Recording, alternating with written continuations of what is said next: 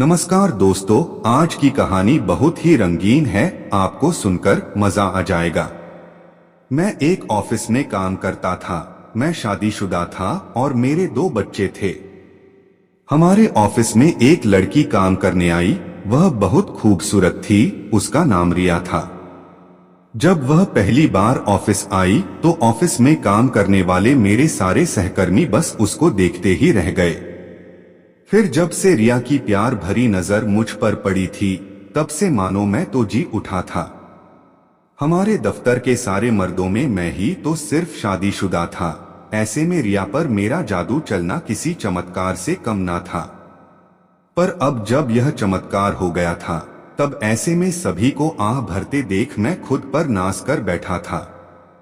मैंने तो सपने में भी नहीं सोचा था कि उस राजेश पर प्रिया फिदा होगी। पता नहीं उस हसीना को उस ढहते हुए बूढ़े बरगद के पेड़ में ना जाने क्या नजर आया, जो उसे अपना दिल दे बैठी। लंच करते वक्त सुनील आह भरता हुआ सबसे कह रहा था, हाँ भाई, अब ये बेचारा दिल ही तो है। अब ये किसी गधे पर आ जाए तो इसमें उस कमसिन मासूम हसीना का क्या कसूर। सुनील के इस मजाक पर सभी खिलखिलाकर हंस पड़े। कैंटीन में घुसते वक्त जब मैंने अपने साथियों की यह बातें सुनी तो मैं मन ही मन इतरा उठा और अपना लंच बॉक्स उठाकर दोबारा अपनी सीट पर आकर बैठ गया। अपने दफ्तर के सारे आशिकों के जलते हुए दिलों से निकलती हुई आह मेरे मन को ऐसा सुकून दे रही थी कि मैं खुशी के चलते फिर कुछ खा ना पाया। तब मैंने चपरासी से चाय मंगाई और चाय पीकर फिर से अपने काम में जुट गया। वैसे तो उस समय मैं लैपटॉप पर काम कर रहा था, पर मेरा ध्यान तो प्रिया के इर्द गिर्द ही घूम रहा था।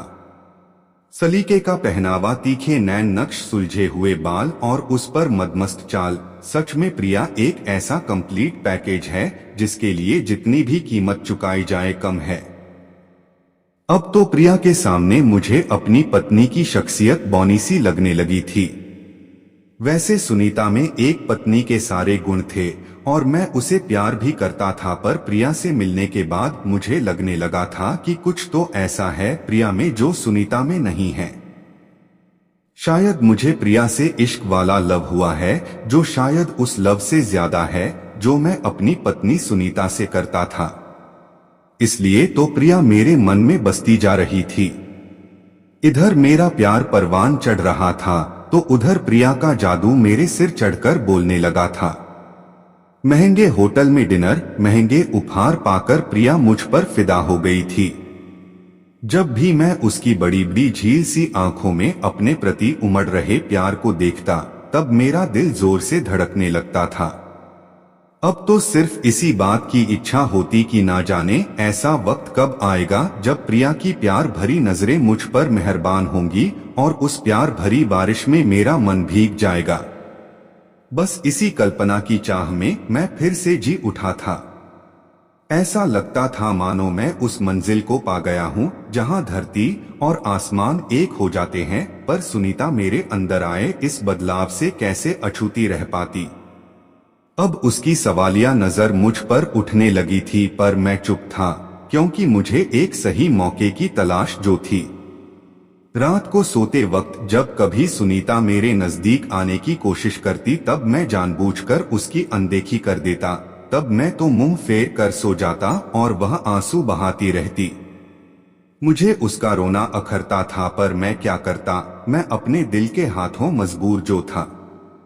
बीतते समय के साथ मेरी प्रिया को पाने की चाह बढ़ने लगी थी, क्योंकि प्रिया की बड़ी बड़ी आंखों में मेरे प्रति प्यार का सागर तेजी से हिलोरे जो लेने लगा था। अब मुझे लगने लगा था कि शायद सही वक्त आ गया है जब मुझे सुनीता से तलाक लेकर प्रिया को अपना बनाना होगा। तभी मेरी इस उमस भरी जिंदगी में खुशियों के फूल खिल पाएंगे। अब अभी मैं सही मौके की तलाश में था कि अचानक मेरी किस्मत मुझ पर कुछ ज्यादा ही मेहरबान हो गई। सुनीता के चाचा के अचानक बीमार होने के चलते वह 1 हफ्ते के लिए कानपुर क्या गई। मुझे तो मानो दबा हुआ चिराग मिल गया। सुनो, मैं कानपुर जा रही हूँ। सुनीता अपना सामान पैक करते हुए फोन पर मुझसे कह रही थी। तुम जल्दी से निकलो, मेरी चिंता मत करो वरना तुम्हारी शाम वाली बस छूट जाएगी। मैं खुशी के मारे हड़बड़ा रहा था। हाँ जी, वह तो ठीक है, मैंने मीरा को बोल दिया है कि वह सुबह शाम आपका मनपसंद खाना बना दिया करेगी। सुनीता अभी भी मेरे लिए परेशान थी। सुनीता, मैं तो चाह रहा था कि मैं दफ्तर से जल्दी निकलकर तुम्हें बस स्टैंड पर छोड़ आऊं, पर क्या करूं, इतना ज्यादा काम जो है, मैंने अपनी चालाकी दिखाते हुए कहा। नहीं जी, आप अपना काम करो, मैं चली जाऊंगी।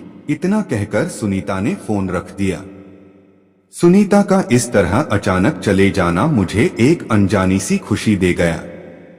मैं बावला सा कभी सोचता कि यहाँ दफ्तर में ही प्रिया को सब कुछ बताकर अपने घर ले जाऊं, और फिर बहुत सोचने के बाद मुझे यही लगा कि मैं अपने घर पहुंचकर फ्रेश होने के बाद ही प्रिया से मिलने जाऊंगा। जब वह अचानक मुझे देखेगी तब मुझ पर चुंबन की बरसात कर देगी और उस प्यार भरी बारिश में भीग कर हम दोनों दो जिस्म एक जान बन जाएंगे। बस फिर क्या था, मैं तुरंत घर पहुंचा और अच्छी तरह तैयार होकर प्रिया के पास पहुंच गया। दरवाजे की घंटी बजाने पर दरवाजा प्रिया ने नहीं बल्कि एक मोटी सी औरत ने खोला। मिस प्रिया, वह ऊपर रहती हैं? उस औरत ने बेरुखी से कहा। फिर मैं ऊपर चढ़ गया।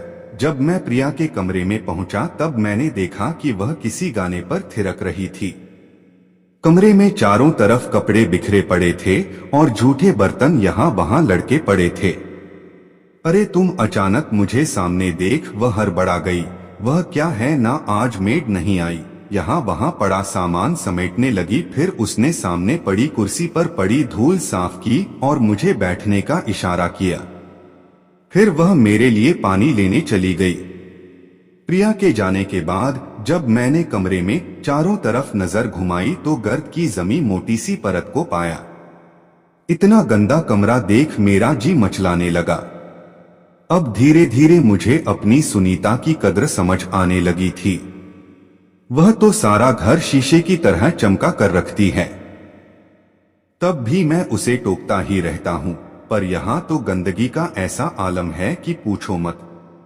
कुछ खाओगे क्या? पानी का गिलास देते हुए प्रिया मुझसे पूछ बैठी। हाँ, भूख तो लगी है। ये लो टोस्ट और चाय। थोड़ी देर में प्रिया मुझे चाय की ट्रे थमाते हुए बोली।